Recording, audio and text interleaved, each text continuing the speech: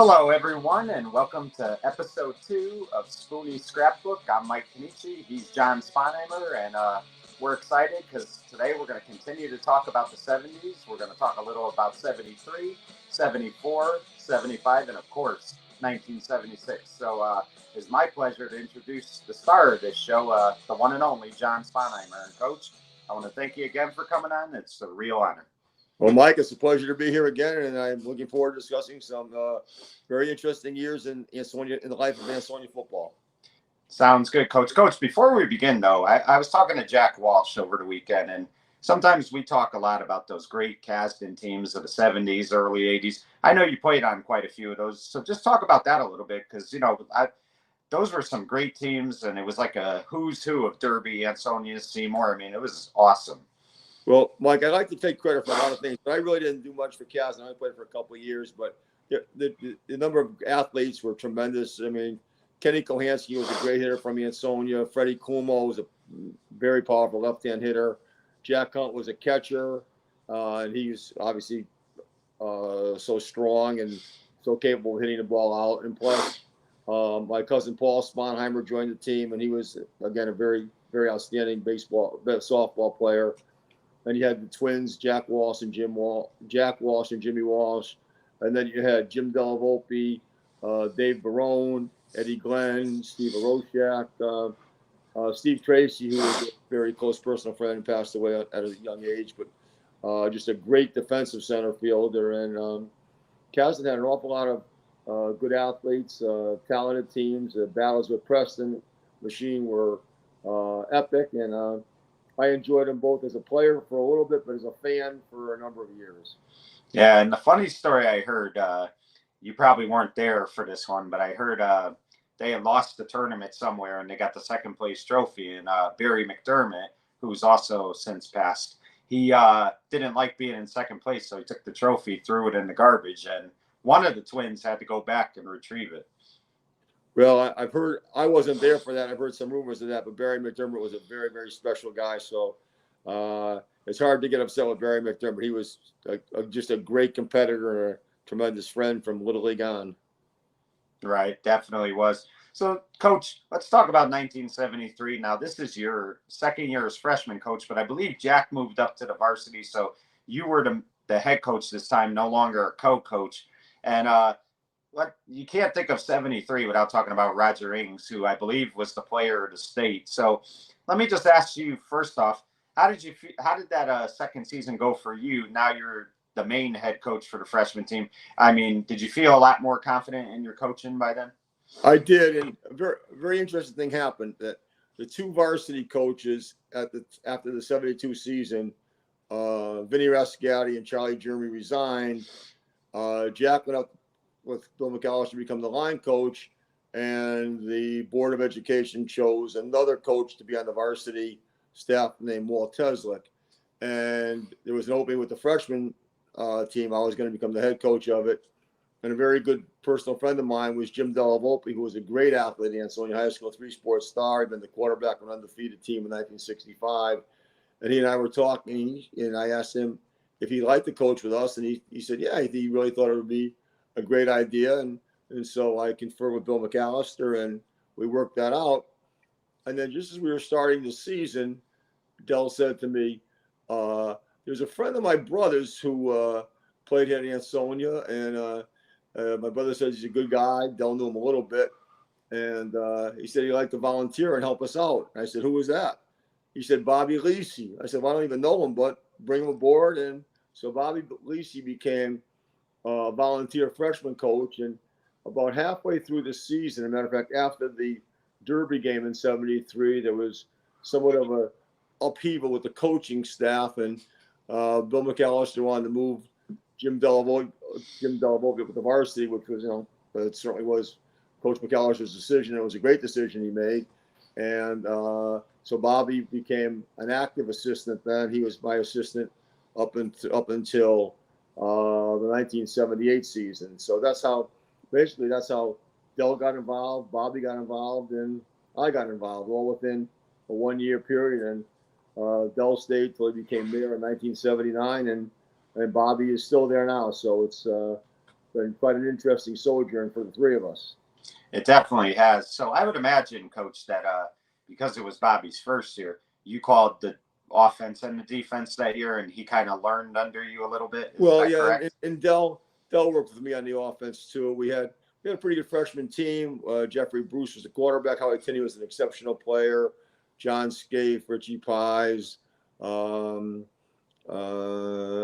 fellow named Rivera, Clarence Adams, and very tragically, two great players who were became captains of the 76 team, who were both All-Staters, Richie Ewan and Jimmy Matajek, who had great careers in high school, and both have passed away over the last few years, and they were just outstanding players.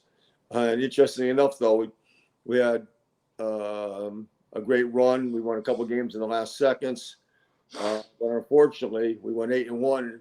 If you can believe, the one loss was to Derby, and so it put a little damper on a pretty good year. But so we went 8-1 that year, and we had a real good. We knew we had a real good class going forward.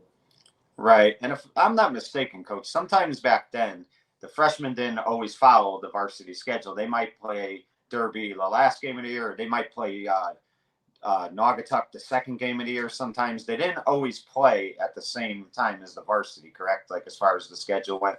Sometimes we did, sometimes we didn't. So and many times now you play the freshman game before you play the varsity game, but in those days we played afterwards. So in '73 was an epic Ansonia Derby game with Roger Rings and John Pagliaro, and we had gone ahead in the last quarter, and Derby, Ricky Solik made a great run to put Derby ahead, and we lost that game. And then 5 days later, we lost the freshman game. So it was a tough week, Mike. But Yeah. 73 was a great year because, as you mentioned, Roger Rings, he was the player of the year in the state. We played Notre Dame and lost by a point. We played West Haven and lost by 4 points. And we played Derby and lost by 5, I believe 19-15, maybe 4 points, 19-14 or 15. And we beat Naugatuck for the first time in a long time when the game was tied with 2 minutes to go, and Roger Rings broke a kickoff for a touchdown, and also set the state scoring record then. So we ended up, Derby ended up number 1 in the state year in '73, but we ended up number 7 in the state, even though we had 3 losses because of the caliber of teams we played, and how well we played as the whole season was looked at. And talk to me a little bit about Ings, because he had a special season that year. Anytime you're a player of the state, you know that's not easy to win. You really have to be a special player. You have to do special things. So just talk about that season that Ings had. Roger Rings was a great competitor. There were a number of excellent senior players, but he was the straw that stirred the drink, if you want to capitalize on what Reggie Jackson said. But he really did, and everybody looked up to Roger, and he just played so hard. He was so hard to bring down. He had a little bit of shiftiness, but he was a power runner before he was anything else. And whether playing Notre Dame, West Haven, Derby, Watertown, Shelton, Naugatuck, I mean, he was going to carry the ball 30 to 40 times in the game. Even though he wasn't an eye tailback, we had switched to Wishbone then, and there were a couple of different fullbacks, and Ron Bilodeau and Joey Zuro, and Joey Cardella sometimes. And a sophomore, Terry Golson, became the other running back, and he got a number of carries, and Terry had a start to a nice career. But Roger was the man. He was going to carry it 35 to 40 times, and he did. Yeah, he was. Everybody you talked to, I mean, he was just something else. And to think about, you had the 2 best players in the Valley that year, because it was him and John Pagliaro. I mean, that just goes to show you how good Valley football was and how phenomenal these athletes were. It certainly was. Yeah. Derby had a great class. They were exceptional on defense. They had an outstanding quarterback in Brian Pagliaro. Jerry Schwab was a state defensive tackle for them. They had, and obviously, John Pagliaro. Ricky Solik was a junior, but he was another great running back. Derby had a lot of weapons, and so did we, but we fell 4 points short. Right. And talking about the freshmen a little bit, Coach, I know like a lot of times back then, you were measured on how you did against Derby. But when you go 8-1 and you only have one loss, you feel good though about that season because obviously those kids gave you everything you could ask for out of the coaching staff. We did, Mike, and we actually won one game against Notre Dame when our quarterback didn't play, and our reserve quarterback did well as he could, but he wasn't capable of really throwing the ball that well. And so we made Howie Tinney a quarterback. Notre Dame went ahead with 40 seconds to go. We ran the kickoff back to about the 40-yard line. We made Howie Tinney a quarterback.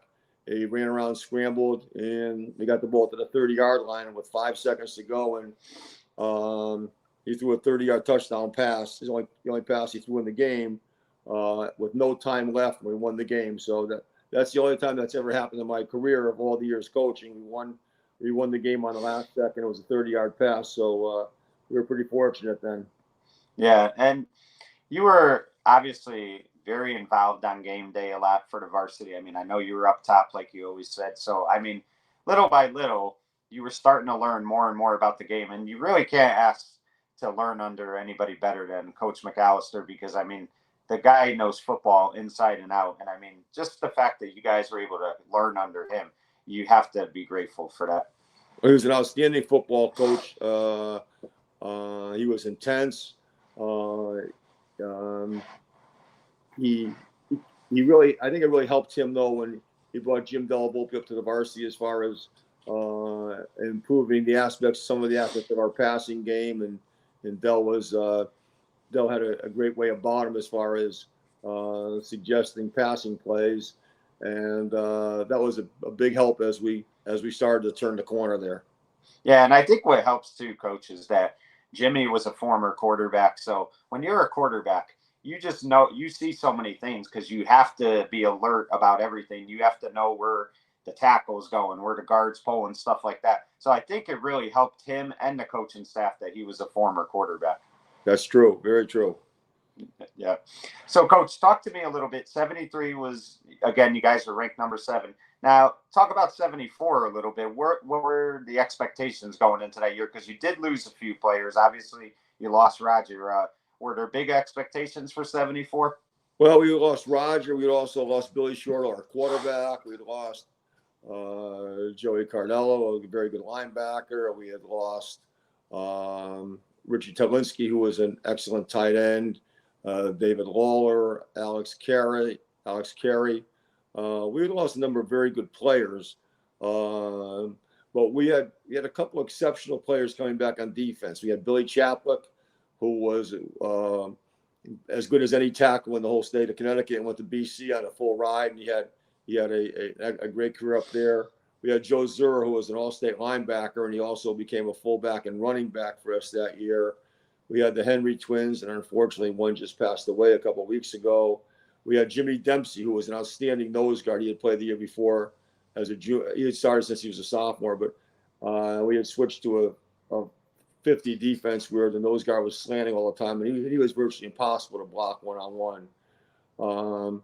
Jimmy McGarry became our quarterback as a junior. Pat McNamara became our number 1 receiver.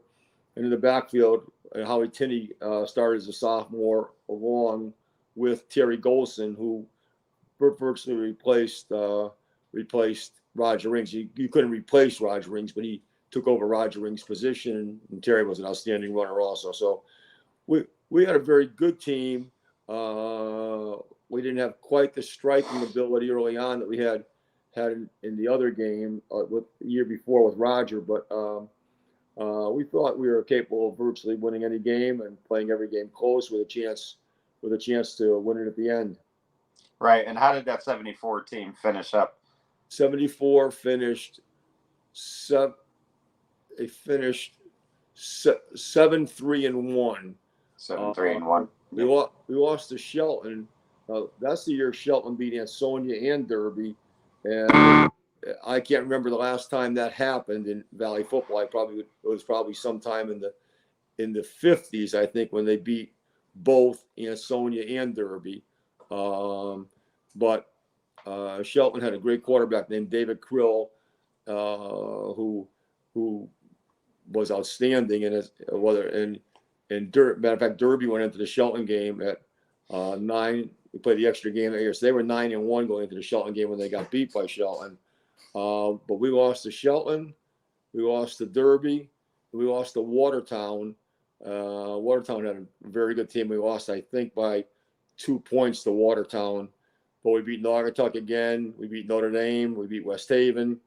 And we beat Jonathan Law when they were number 3 or 4 or 5 in the state. So we played an extremely tough schedule, and it was a solid year. But coming in, we were playing Hamden, who had a very good team.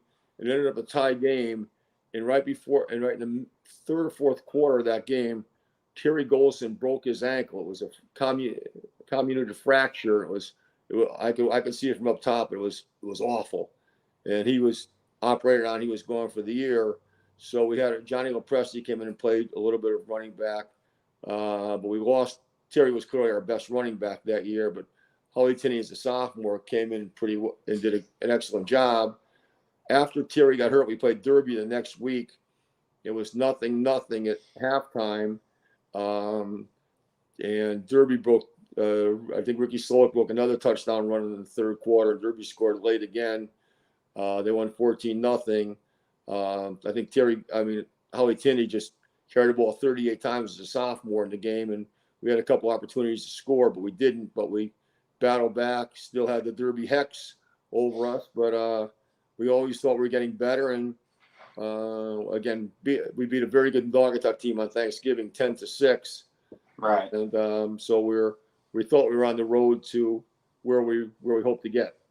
Right. And how did the freshmen do? I mean, were they able to knock off Derby that year, or how did they play? Interesting enough, there were some great Derby freshman battles, and we tied Notre Dame. We lost to Shelton by 2 points. We won every other game. I think we were 8-1-1, and we played Derby in a battle, and we hit one 80-yard touchdown pass for our only score, and we made the extra point. We beat Derby 8-0 that year. So we got a little better feeling than we had the year before, although we still, the varsity game was still hanging out there waiting for us to get the victory. Right, exactly. And interestingly enough, Coach, you brought up Shelton, how they beat you that year. I don't think they would beat you again until 1986. I think that was the last time they beat Ansonia until 1986, if I had They did, and then we went to 93 again. And in the last nearly 20 years of playing Shelton, and we don't really. 86 was a year that we sort of have various memories about, but in all the other games when we all coached together, Shelton beat us once in 20 years. Shelton has a great program. They had some great programs then. They won a lot of games. They won a lot of Housatonic League titles, but we were very fortunate. But we always played extremely well against Shelton and had some tremendous victories. Right. So now the 75 season, now Terry had one more year, correct? Golson, I mean, yes, did he have one more year? So you had him back. Number one, it's not easy coming back from an injury like that. How did he look in the preseason? Did he look okay, or did it look like it was going to take some time? He looked a little rusty in the spring, but by the fall, he was running hard. He was running very well. We had Terry back. We had Howie Tinney back. We had Jimmy McGarry back as a quarterback. Pat McNamara was an all-state end. We had the Duncan twins, who were Freddie Duncan has started since he was a sophomore. He and Tommy both started the year before.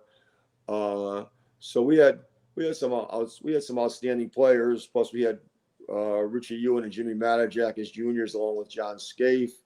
So we thought we had a pretty good team. We knew that we were still playing West Haven, still playing Notre Dame, still playing Derby. We were opening with Seymour that year, and we knew they had a pretty good team. So we were cautiously optimistic going into the season, but we knew we'd be in some battles, and we were. And now you were still an independent team back then. You hadn't been in the NVL yet, correct? That's correct. We played some NVL teams. We played Naugatuck, obviously. We played Watertown. We played Torrington. But we played Jonathan Law, who was also a top in 74 and 75, Jonathan Law was in the top 10 when we played him and we beat him both years. It was, and interesting enough, Ray Carliglio, who was one of my coaches in high school, who became the Jonathan Law head coach up till 75. Then he went to Shelton and became the Shelton head coach for 4 years. So We had some pretty good success against a great coach, and he was outstanding. But we were fortunate to win the games when we played against them. Right. And we're going to get to 76, but the story I always heard, Coach, and I'm sure by the time you got there in 72, he had kind of established himself, and I think he was safe at that point. But there were a few years fans were, or not necessarily fans, but maybe the Board of Ed, they were kind of screaming for Coach McAllister to be gone, correct? Because he had had a couple bad years. So it wasn't always, there were a lot of growing pains early on when he coached this team. There were, even though, I mean, the record playing the schedule he did was 6-4, 7-3, 7-4-1, and then 8-3 in 75. The albatross was still there, and a lot of fans only considered one game important, even though we beat Naugatuck all the time. All they were waiting for was they wanted the Derby victory, and we were reminded of that many times, and I understood it, and so did everybody else associated with the team. Right, and at this point, you were in your fourth season, so you experienced that Derby and Sony rivalry. So now at this point, it's 4 straight losses for you. I mean, did it start to hurt you a little bit? I know it was only season 4, but you're putting all this work in like the other coaches are. And when you lose like that, and it's a rivalry, and like you said, the fans don't let you forget it. Did it start to get to you after a while? It was very frustrating. And you'd say, well, the game's over, we have to go on to the next game, but you live with it. And but we knew that in 75, we had one of the great freshman classes that's ever been seen around here. So we thought there was more light at the end of the tunnel. And so we were very optimistic as we finished that season, but it was still out there and it was still hanging over our head.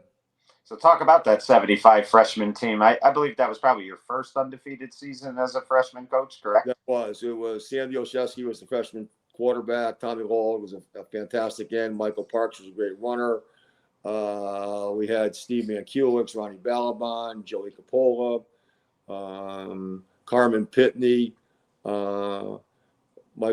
Jeffrey Bartasevich, Timmy Breda. We had players.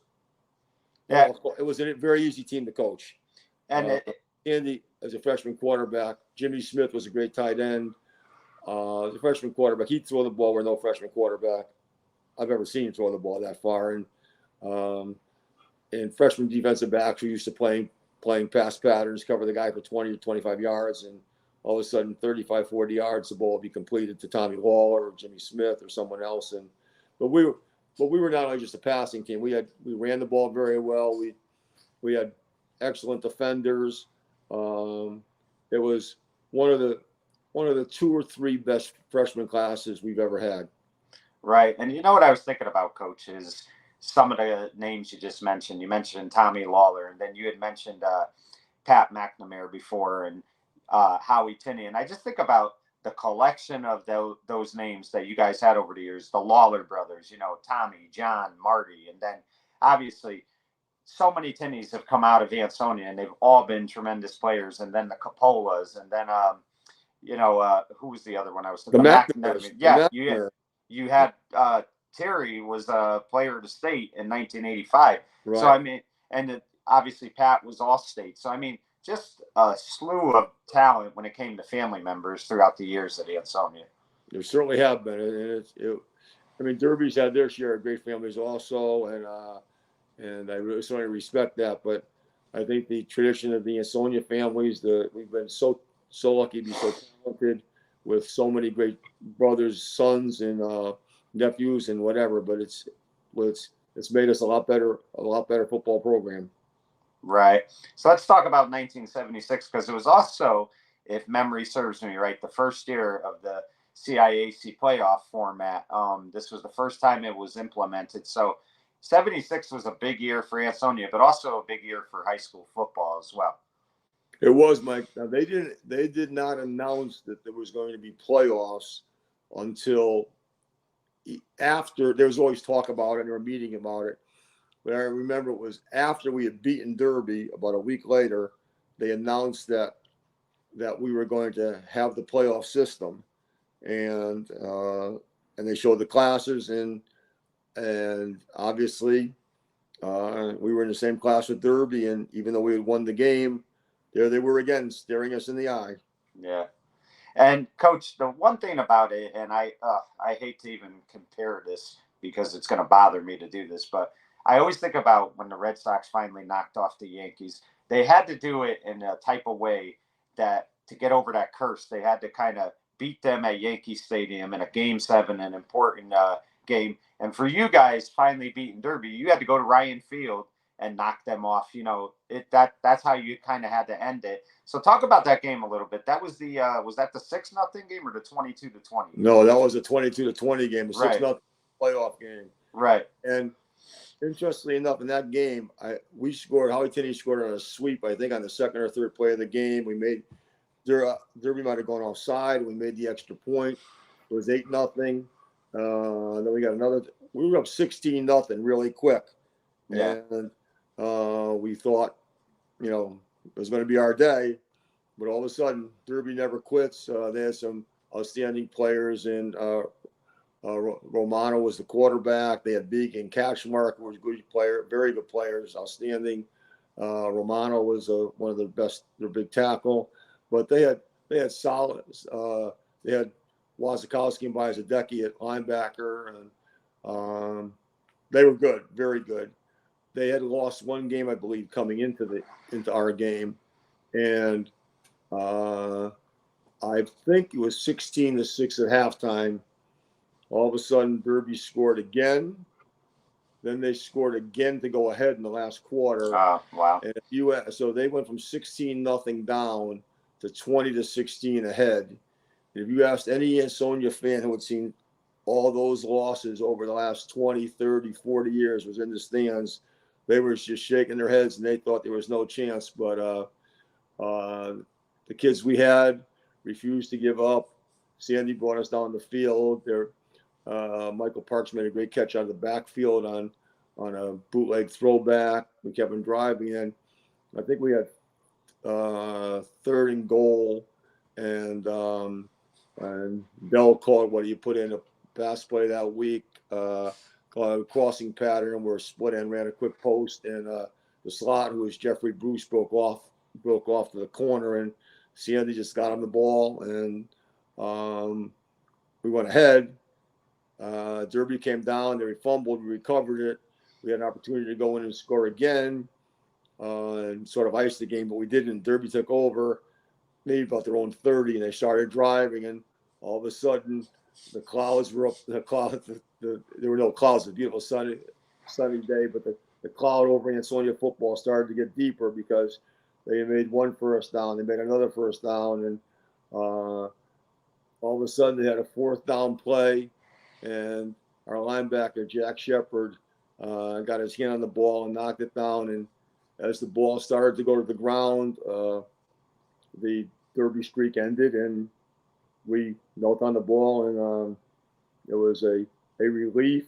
It was exciting, and it was one of the best feelings I've ever had coaching high school football, because it meant so much to the town and the players and the families, because they had waited so long for it.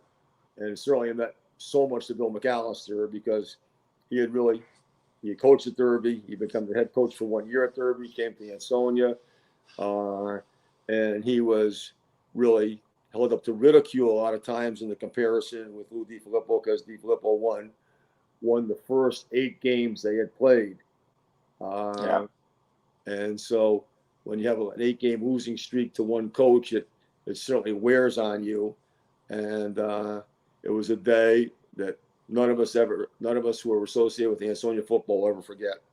Yeah, and back then too, coaches, fans didn't care. They used to storm the field. So I'm sure it was a mob at Ryan Field after that game. I mean, it had to be something that you probably never really experienced, like at least as a coach with Ansonia. It had to be something really special. It absolutely was. We had to go scout Watertown that afternoon, though, but we were very happy. We were as happy as we possibly could be. And then we came back and joined a multitude of Ansonia fans who were still celebrating at some of the local establishments.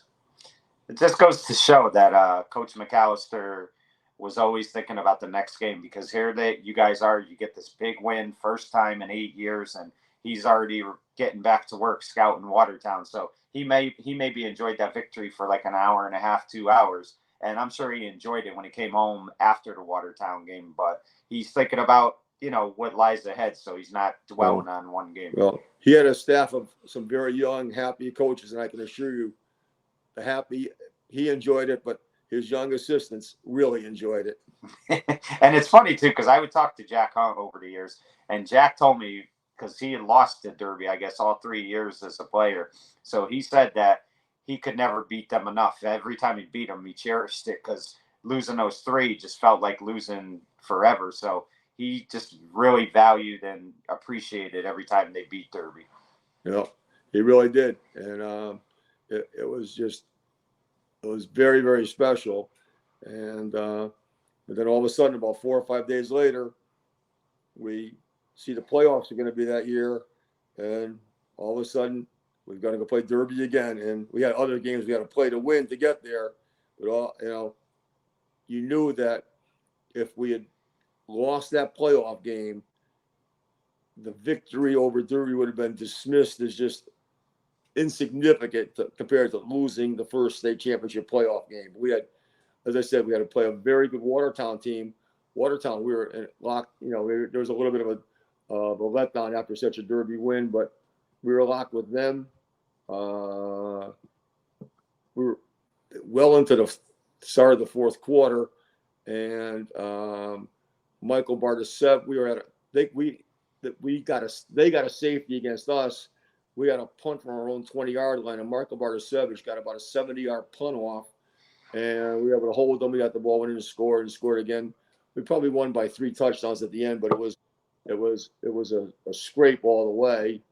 And then we had to beat Crosby and Wilby and then Naugatuck on Thanksgiving. But once we did that, Derby won the rest of their games, and all of a sudden the playoff was staring us in the face.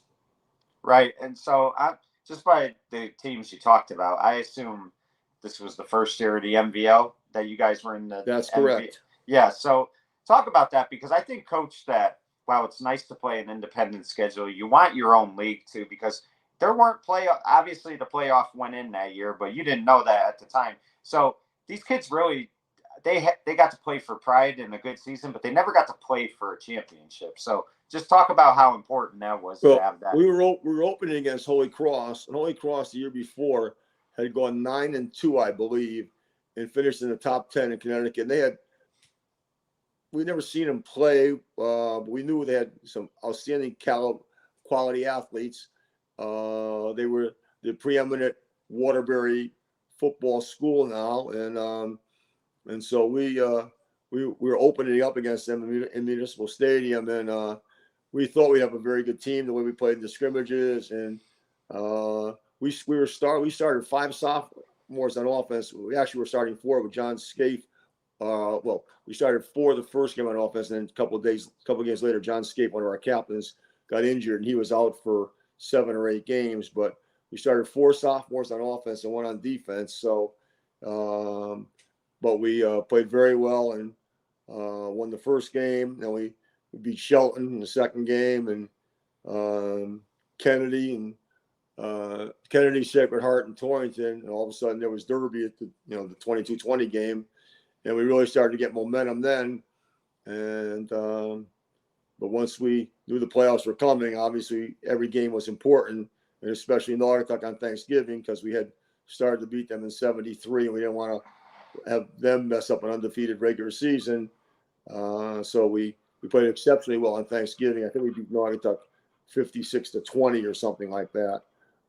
Sandy threw about 3 or 4 touchdown passes. We ran the ball well, and it made for a great Thanksgiving. And in those days, there were 4 classes, and only 2 teams made the playoffs in each class. So there's only 8 teams that made the playoffs the first up to 8. The first 4 years of the playoffs, 76, 7, 8, and 9. Only 8 teams made the playoffs, and so we were very excited. But we knew Derby was just jumping at the bit to erase the significance of the first win and be a state championship team the first time they ever had it. And Coach, I know the kids, because the kids are young and they're going to embrace the challenge. So I know they probably were off for playing Derby again, but I know for you guys as coaches, and I'm sure even for the Ansonia fan, there's a no-win situation going into that week playing that game, because it's like you said, you won in the regular season, you celebrate that, you want to be able to enjoy that for a year, and if you lose to them in the playoffs, you don't even get to enjoy that game. I hate to say it becomes irrelevant, but it does, because all people are going to say is, well, we beat you in the championship game. So I feel like for you guys, it's fun. It was fun once you won, but going through it, it was like nerve-wracking. Oh, the playoff game? Yes. Extremely so. No question about it. And plus, it was so cold for both teams. The whole specter of the playoff for the first times. It was an interesting day, to say the least. Yeah. So talk about that game, because, I mean, that defense won that game that day. I mean, to hold Derby to no points is tremendous. And the fact that Derby held Ansonia with that great offense to 6, I mean, it just goes to show how intense and how big that rivalry was, because, I mean, basically you couldn't make too many mistakes that day. No, and the field was frozen. It was really tough to get any traction for both teams. Both teams played on the same field. Derby had skilled players too, and it hurt them. We did have an 80-yard touchdown pass called back. There was some motion in the backfield. It would have been nice to have that, to just have a little bit of a cushion, but there was no cushion. We scored to go up 6-0. Sandy ran an option in from about the 6-yard line, I believe. But then you missed the extra point, so it was nice to get a touchdown. But all of a sudden, when you're up 6, the other team comes down and scores and kicks the extra point, you're in real trouble. So I believe we were 6-0 at halftime, and we made some adjustments. Derby made some, but basically it was a great struggle. No one was really getting much of an advantage, and Derby made the late run in the last quarter when they got down to about our 15-yard line. They had a first down, and it looked like the way they were driving that they were certainly capable of going in and scoring. And if they kicked the extra point, it would have been a real tough assignment for us to come back and score to win the game. So we were hanging on at the time. Right. And where was the game played that year, Coach? Kennedy Stadium in Bridgeport.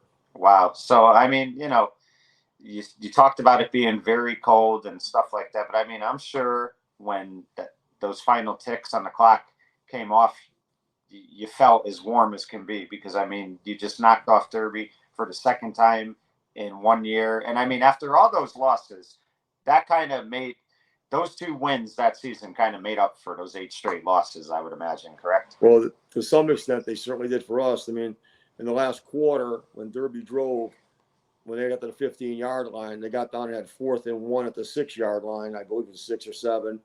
And had they made it, they would have been tough to keep out of the end zone. They ran a quarterback sneak, I believe, and we stopped them. And then we were trying to run the clock out, and we got the ball back out to about the 15-yard line, and it was 4th and 1, and Coach McAllister decided to go for it. And we were a little concerned about the footing and everything, but he said we're going for it in spite of different discussions, and we went for it and made it. But Derby still held us on the next series, and we had to punt the ball to them, and they got the ball back at about the 45-yard line, I think, and they were certainly capable of going down and scoring. But I believe on the second play, there was a tip ball, and I think Billy Eman, our safety, intercepted it. And there was less than a minute to go. We knelt on the ball twice, and the game was over, and we were relieved. Relief was not. We were happy, but I think relief was the sentiment that affected us all. Right, and I'm sure for Coach McAllister, I mean, that had to get that big piano off his back. I mean, he had to deal with so many losses, like you said, and you talked about how he had coached at Derby. So, it kind of looked like in the beginning, well, Derby was getting the last laugh because he left to go back to Ansonia, and Derby was winning all those games for so many years. But then when he wins two like that, I mean, it just had to be such like relief for him. And I mean, I'm sure at that point he was able to, have an off season that he could, really enjoy. I'm sure he did. I mean, we'll get to other games as we go on, but an interesting scenario about Bill McAllister is he lost his first 8 games against Derby and Coach DiFilippo. He won the next 9 against Coach DiFilippo, and he won 1 against Charlie DiCenzo. So Bill McAllister won his last 10 games. He lost his first 8 against Ansonia and won his last 10. So it's an interesting streak, to say the least. And Coach, down the road, we'll definitely get to this team. But I thought about this. In 2016, Ansonia won their 20th state title. In 1976, their first. So in a 40-year span, they've won 20 state titles. To win 20 titles, in 40 years is unbelievable. That's half, you win half the championships in a 40-year span. It's tremendous that when you really think about that. It's something we're extremely proud of. We've had great players, though. Great players make it a lot easier to win big games, and we have people that understood the system. They believed in it. They really wanted to play in the system, and I think the continuity has helped us tremendously. I mean, the number of years between Coach McAllister and then Bob Lisi was head coach for 2 years and was an assistant all the other years. Doug Moreau just for 1 year, and then Jack came in, and Jack took over, and then one of the great coaches in the history of high school football, I think, is Tom Brockett, and then he came in also, and we've had a run of head coaches starting with Coach Jarvis, who I never played for or never coached with, but I certainly knew him very well. But Coach Jarvis, Coach McAllister, Coach Lisi, Coach Hunt, and Coach Brockett. Ansonia's had a run of coaches which can be matched with any high school in the history of the state of Connecticut. Right, and it's crazy to think, though, that in 1976 you win that state title, and I really believe that not just beating Derby, but I really believe the mindset for Ansonia fans, the players, and the coaches after they won that first championship is anything but a championship was a disappointment, because that's the way that Ansonia people treated every season. They wanted to win that Class S championship every year. And we still do. I mean, you mentioned 20 state titles. We've also lost 11 state championship games. So Bobby, Lisi, and I have coached in 31 state championship games. It's something which we're very proud of. And but the state championship losses, they hang with you like you wouldn't believe. But the 20 victories is certainly something nice to think about. Yeah, it definitely is. And so let me ask you, Coach, before we go tonight, how did you feel? Like, obviously you beat Derby twice, and I mean, you win a state title, but I mean, how did you feel? Did you feel like big things were going to happen with Ansonia football as time went on? Not, that year was a big year, but could you see that something big was going to happen with this program for years to come? Well, I don't know about for years to come, but we certainly thought we'd be good, very good the following year. Yeah. We had an excellent junior class. We had David Goggins, Vinny Holcomb, Mark Loomis. We had some, as I said, real solid players which would be playing the next year. We had those 6 sophomores that started in the state playoff game. We had other people who were JV players who were coming up, but we had coming back in 77. We had Mark as a fullback was back. Michael Parks was the running back. He was back. Sandy was back. Tommy Lawler was back. Vinny Holcomb, who was another one of the captains. David Goggins, who I mentioned. Mike Simon, who was the starting center, was back. We had a lot of people coming back for the next year.